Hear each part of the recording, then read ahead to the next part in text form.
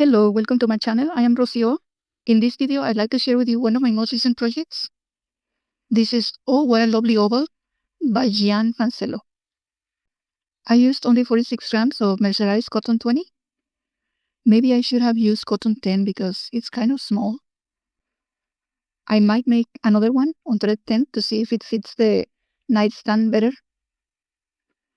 It measures about 12.5 inches wide by 21 inches long. Let me show you a close-up of the center. It looks like diamonds.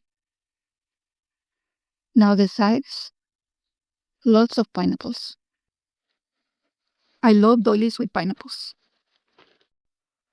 I started in the center right here, and then it started going around. It is not that difficult to make.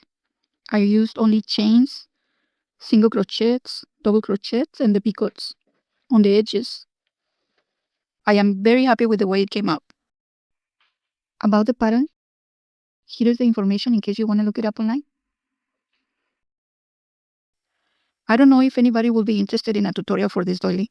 If you are, let me know in the comments. And that's it for today. Thank you for watching and see you in the next video.